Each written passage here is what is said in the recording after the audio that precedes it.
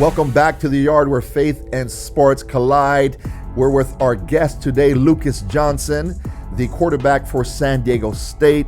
Personally, once again, as you guys know and follow the show, I'm thrilled. I'm a former Aztec from back in the days when you didn't have to be good to play college football. So now you actually have to be good to play college football. And we've got Lucas Johnson here. Lucas, thanks again, man. It's great having you on the show. Yeah, it's awesome.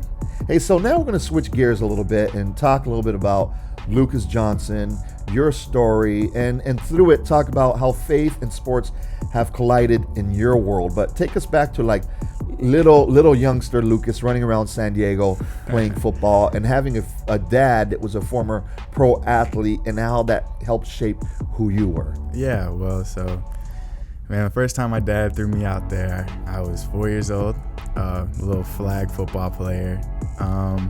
And then it just grew. I mean, I started making friends, and, at first I was in love with basketball. But, football really, took a special spot in my heart. And, my dad being a professional athlete, being in the NFL, he really drove me. And really, a lot of people don't know, but I mean, growing up, when I was trying to push to be the best, I was trying to catch my sister, because my sister was a 7-time CIF champion in high school, was a All-American. What Arizona high school did she go to? Mount Carmel. Okay, wow. She was a softball and basketball player. She played at ASU.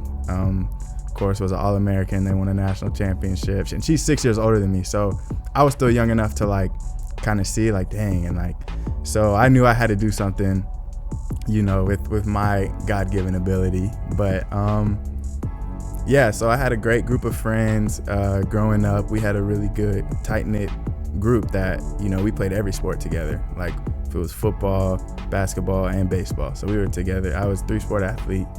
Then going into high school, I was on the freshman team for 5 games. And then our varsity quarterback went down with a high ankle sprain. And I remember I was in a fall league for basketball, because right now I was trying to get on varsity for basketball the winter season, because I knew I was good enough. Yeah. So I was playing in the fall league, and I remember we played a game over at Poway, and I was walking out, and this was Saturday, and my dad was like, "Are you ready?" And I was like, "For what?" And he was like, "They're calling you up." And I was like, "Uh-oh." Like, to what, JV? Da. And he was like, "No, varsity." And I was like, I remember at first I was really nervous, because at that time I was about 6'1", 140 pounds. Ooh. Oh yeah. Oh. I was growing this way, but I wasn't filling out yet. Yeah. And I was nervous at first. I remember my mom and dad had to sign all these forms and stuff. But and I remember just I was excited, but I was also kind of upset, because it was going into Westview week, and Westview and Mount Carmel are the two big rivals. Yeah. And we had kids that were on my Pop Warner team that went to Westview, so we were talking crap, like we're about to play you guys. So yeah, I got pulled up for the biggest game of the season, and I remember it like it was yesterday. I didn't do good. So before we move on with that story, take us back to having a dad that played in the NFL. He was a running back for the Tampa Bay Buccaneers during the 80s. Did you feel that he put a lot of pressure on you, or was he kind of like, "Son, you choose your path and I'm going to support you"? And how was that relationship with you guys? We had a great relationship. I don't think he ever really put pressure on me, because it was something I loved to do, and I knew I was good at it. I mean, football, I wouldn't say put pressure, but he kind of nudged me, because there were times where I was ready to just stop playing football. I was done with football. I just wanted to play basketball. And but I'm sure glad he didn't let me just straight up quit, because I feel like I would have regretted that the rest of my life. But he was always the guy in the corner, him and my mom. And my dad would always, he was that dad that, every commercial break you're doing push-ups, you're bringing me out to the field. No, but I feel like he was a really big influence on my life, and he was a really big role model for me. You know, so your freshman year, you start, biggest game, didn't do great. Oh, no. My first pass was an interception to the defensive tackle. It was on a screenplay. I remember that. Okay, that's good. That's good. At least it was complete. At least it wasn't incomplete. That's what my dad says. So how did you finish off that year? So after that game, the quarterback came back, but they kept me up on varsity, and it actually ended on a good note. We were in the playoffs, the first game, and he re-injured his ankle. We were playing at Morris. Re-injured his ankle like the third play of the game. So I had to go in the playoff game at Morris, and it was raining. And I actually ended up doing really well. I threw 2 touchdowns, didn't turn the ball over, and we ended up winning like 22-6 or something like that. All right. Yeah. So you finished strong your freshman year. Freshman year. Let's fast forward to your senior year, where you have like an all-state level senior year, and I believe you were all California as well. So you were tremendous, amazing. Ended up going to Georgia Tech. Yep. Correct? And I'm sure you going there, we were talking about this earlier, you know, you're the man, athletic, and you get there, and how did your expectations of what was going to happen, how did that compare to the reality of your first several years at Georgia Tech? Well, I think every high school kid that ends up going to college and playing ball realizes quick that, you know, you're not, you know, the man or the person you thought you were, because everybody in college was the best on their team, the best in their region. So, I mean, you know, I went in thinking, you know, I was going to do this and do that, but, you know, it just wasn't in God's plan that I was going to shine there, you know what I mean? And I went there, and, you know, it was a struggle for me being away from home and, you know, coping to just life on my own, I would say. And it wasn't like, I feel like I wasn't focused too much on football, you know, it was more worried about like just growing up, you know. Yeah. And I feel like that's a large reason why I ended up going out there, because I felt like I needed to grow up. I felt like I wanted to get out, and I wanted to prove to myself that I could like live out there. And yeah, you know, football didn't turn out the way I was expecting it to, but you know, I got 2 more years, and, you know, I'm ready to go for the home team. You know, we were chatting about that earlier, and one thing is to have the talent, which you certainly have the talent, and we're looking forward to seeing that talent being displayed in these next couple of years. But the other thing is, like you said, all these other variables, Lucas, and I know we got a lot of young people who listen to the show, and I really like for them to understand from these top level guys that come in, it's way more than just talent, right? It's talent, and then it's, can you stay healthy? And a lot of that time, it's out of your control. Then it's, is this the right system for you? And is, what does the next recruiting class look like? Or what is, how did the coach feel about you? Because they're human. Right? And then are the coaches going to stay there that recruited you? So a lot of times we think we've got this talent, we've got this ability, right? And that's all we need.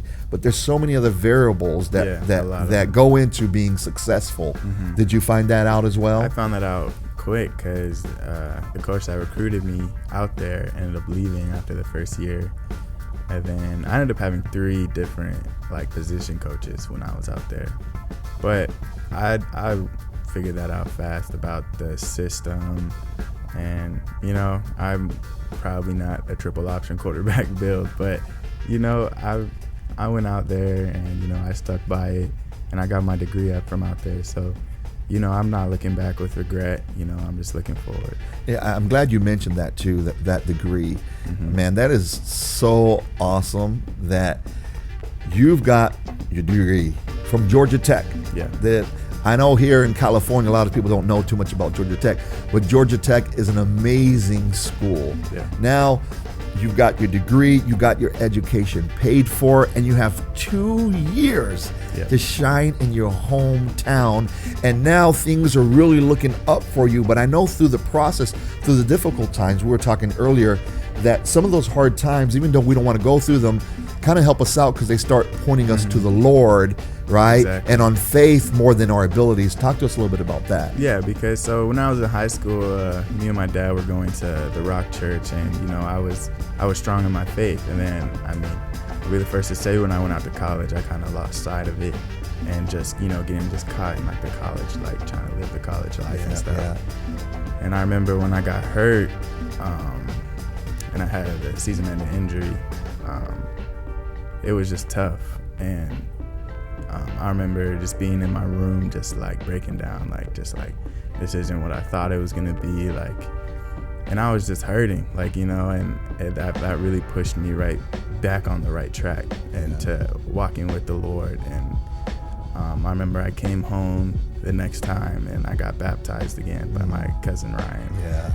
And you know, it does take, sometimes you get humbled, you know. I thought I was all that, and I was, you know, trying to do things on my own, but sometimes, you know, you need a little help. Yeah, and it's so true, and thank God you found that out early, you know, to depend on the Lord. One of my favorite books of the Bible, Lucas, is this book called Ecclesiastes, and it's written by King Solomon, and I identify a lot with it because your story is similar to my story. Playing college football, getting caught up in the hype, you know, putting God second, third, or fourth even sometimes, and kind of being a good guy, but God wasn't my priority, and learning some hard lessons through it. But I love in Ecclesiastes, Solomon, who's the wisest man ever that lived. At the end of his life, he's writing and reflecting on his life, and he goes on a journey because not only was he the wisest, but he was the richest. He had more resources than anybody. And Solomon, Lucas, went on this journey to find out what was good under the sun. Yeah. So he could come back and report to everybody. So he was like, let me go see what's good, right? And then he did everything. I mean, he had 700 wives, 300 concubines on the side. I mean, 700 wives, right? 300 extra ladies on the side, right? And he had riches beyond riches. He had wine beyond wine, and he had every great experience that a man could hope for. And at the end of his life, this is what he's reported back, and he found out what's good, which is very interesting. He reported back what was good to figure out, after everything I've experienced in my life, here's what I figured out. You ready for this? Fear God and keep his commandments. That's it. Yeah. Something you learned in Sunday school. Yeah. Something my parents told me. Something so simple. Fear God and keep his commandments. And so cool that at a young age now, at an opportunity really to have a platform that can just thrust you into just amazing opportunities, whether it's NFL, whether it's a master's, whatever. But you've learned that lesson now, and I'm super encouraged for you. But let's shift back to a little bit now, where these next 2 years, seasons for San Diego State, what are some of the things that are exciting you as a young man? I'm just excited to be back around my family and my friends, and just I'm excited for the season because I'm excited to finally show what I can do, because I feel like, you know, in high school, yeah, I was the guy, and in college I just lost track, you know. And I'm just excited to get out there and play for, you know, my home fans, the people I grew up playing in front of. And that's one thing that I'm looking forward to the most. Well, man, you'll see me out there, Lucas, and cheering you on. Excited about the Aztecs, excited about you, but more importantly, thrilled that your faith is growing and that you know who your God is and you know who your Savior is, man. So we'll be praying for you. We look forward to having you in the yard as you progress to the next steps of your life. And thanks so much for joining us today, Thank you for having me. It was awesome. And you guys, thanks again for joining us in the yard where faith and sports collide. A huge thank you to Lucas Johnson. We look forward to you just thriving there as an Aztec and beyond. Also, a thank you to Christian Podcast Central for supporting us and partnering with us. And if you haven't yet, make sure that you subscribe to our YouTube channel for the latest updates and all the highlights of the show and all the fun behind the scenes stuff. You guys, thank you for joining us today, and make sure you join us again next week here in the yard when we have another great guest.